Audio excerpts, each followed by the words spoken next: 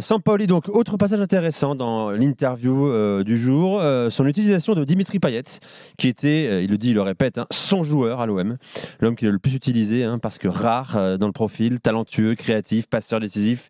Il assume de l'avoir exempté de travail défensif. Il dit, Payet, tu ne lui dis pas de redescendre, il est là près de la surface adverse, il attend le ballon, ce n'est pas Payet qui doit venir à toi, c'est toi qui dois venir à lui. Tu ne lui demandes pas de courir 70 mètres dans un sens, puis 70 dans l'autre, ce serait stupide. Alors évidemment, un débat qu'on a eu souvent dans l'after, récemment avec Messi ou Mbappé, faut-il accorder une totale liberté aux joueurs décisifs? Et est-ce que les joueurs qui ne courent pas ont-ils une place dans le foot moderne? Kevin, je te laisse. Beaucoup connaissent ceux qui nous écoutent, ta théorie là-dessus. Tout le monde doit participer au jeu, tout le monde doit participer aux efforts défensifs. Est-ce que tu entends ce que dit Sampaoli? Bien sûr, je l'entends. Après, moi, c'est pas ma vision et je pense que c'est pas la vision aujourd'hui du très haut niveau. Et le très haut niveau aujourd'hui, c'est Pep Guardiola, c'est Jürgen Klopp. C'est des joueurs qui sont comme, peu importe leur statut, comme Mohamed Salah ou à l'époque Mané ou aujourd'hui Darwin Nunez, on aime, on n'aime pas, mais en tout cas, c'est des joueurs qui courent avec et sans le ballon. Maintenant, je comprends que Sampaoli, quand il a un Valdivia en sélection, c'est pas pareil. En sélection, le réservoir de joueurs est plus limité. Quand tu es à Marseille, tu as un mec qui prend 500 patates par mois, en l'occurrence Dimitri Payet, qui a du talent. Tu vas pas le mettre en tribune parce que derrière, tu n'as pas du tout ce qu'il faut. Mais en tout cas, je reste d'avis que pour le plus haut niveau, qu'il soit d'ailleurs en championnat et bien sûr sur le plan européen ou mondial, tu as besoin quand même de joueurs qui courent. Et après, il y a différents types de joueurs qui courent. Tu as le joueur de 29 ans, c'est pas sa qualité, il va courir, mais c'est pas. À chaque fois qu'il touche le ballon, il se passe un truc. Et puis tu as le joueur qui était en fin de carrière comme Payet, qui non seulement ne court pas, mais en plus n'est pas décisif à tous les matchs non plus. En tout cas, ça a été le cas sur les 2 dernières saisons avec Payet, un peu moins avec Sampaoli. Ouais, donc beaucoup moins avec Sampaoli. Voilà, j'entends son argument, mais aujourd'hui, pour moi, c'est un argument qui est obsolète. Simon. C'est Thiago Alcantara récemment qui regrettait chez les confrères anglais le fait que les mecs qui, disait-il, sont spéciaux avec le ballon, qui ont un rapport spécial avec le ballon, elles n'aient plus leur place dans le foot actuel et du coup, de facto, dans les 11 des grandes équipes.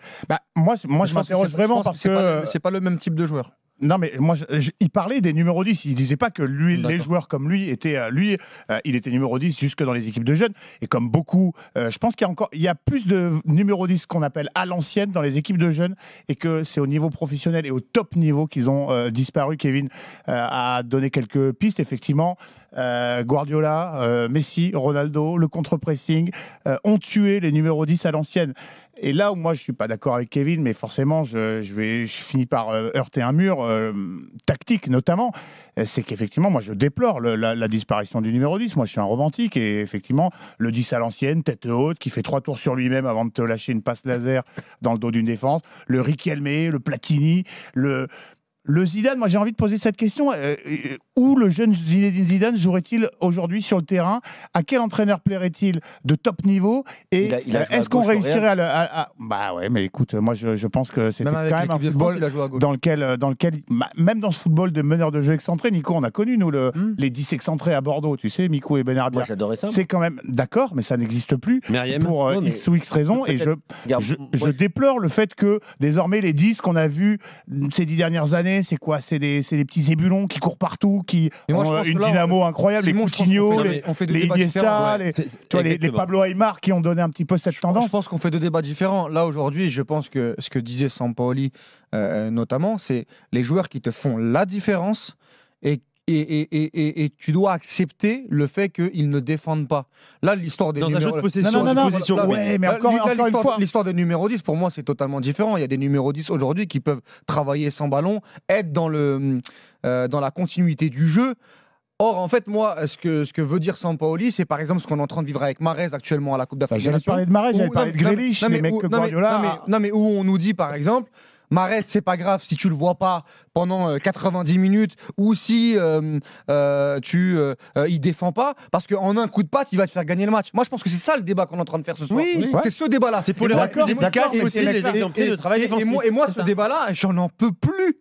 Je n'en peux plus parce qu'en fait, on est dans un exercice de fainéantise en fait d'analyse sur le fait que en fait Mahrez, s'il ne joue pas, s'il fait ce qu'il veut sur le terrain, il va forcément être meilleur. Sauf que moi je suis pas d'accord avec ça. Ouais, parce qu'avec Guardiola, c'est pas ce qui se passait. Exactement. Et la même chose pour Mbappé. Mbappé pour l'instant il fait gagner tous les matchs. Enfin.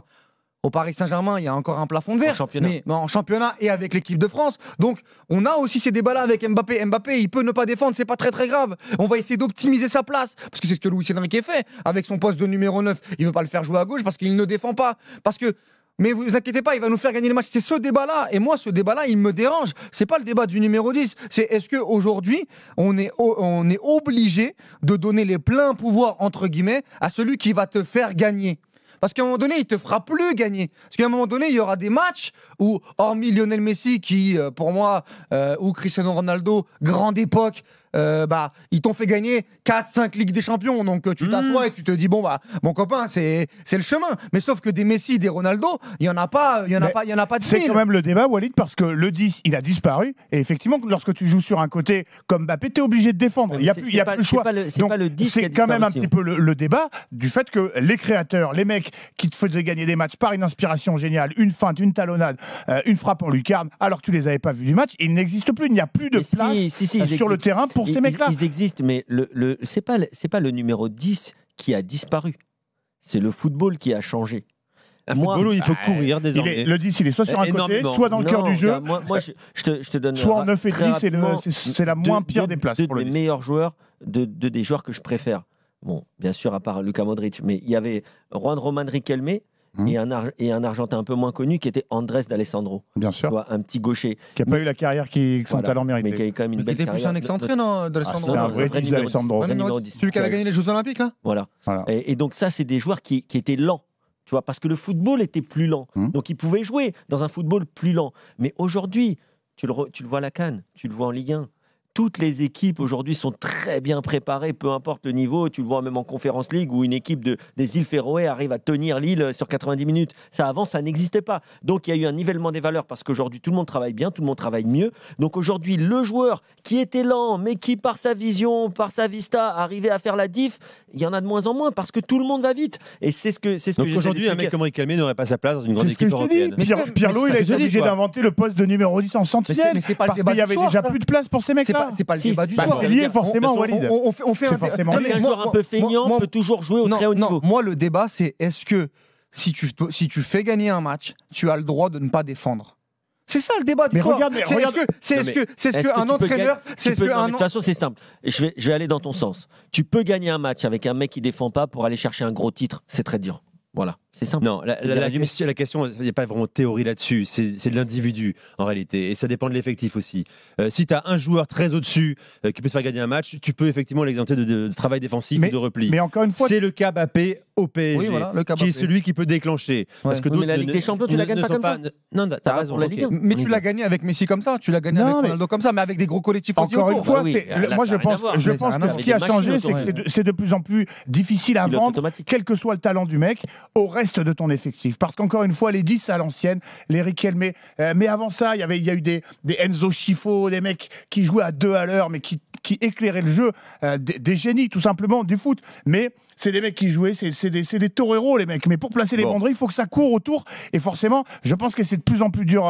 Et on le voit dans les vestiaires, Ah, mais ça les gueule. numéros 10, moi, Les je mecs pense que qui ça sont va là, revenir, hein. si tout le monde doit Moi, je pense que ça faire va 2 revenir. km de plus par match. Un Odegaard est un numéro 10. Ouais. Mais il a dû reculer, Odegaard.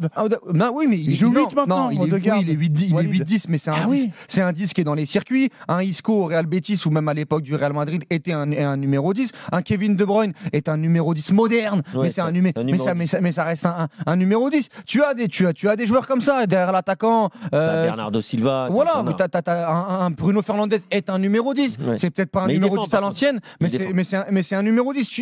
Et moi, je pense qu'il y a au contraire une nouvelle génération, notamment les Echeverry, les Kenry Praez, là, des mecs de 16-17 ans sur le continent sud-américain qui arrivent très très fort, qui eux sont des numéros 10 et qui vont, je pense, moi, sur les prochaines années, s'affirmer à ce poste-là. Moi, je pense qu'il y aura en plus, je voulais en faire un avis tranché. J'espère qu'ils vont s'affirmer avec le profil qu'ils ont actuellement. Il y a plusieurs semaines. En Europe.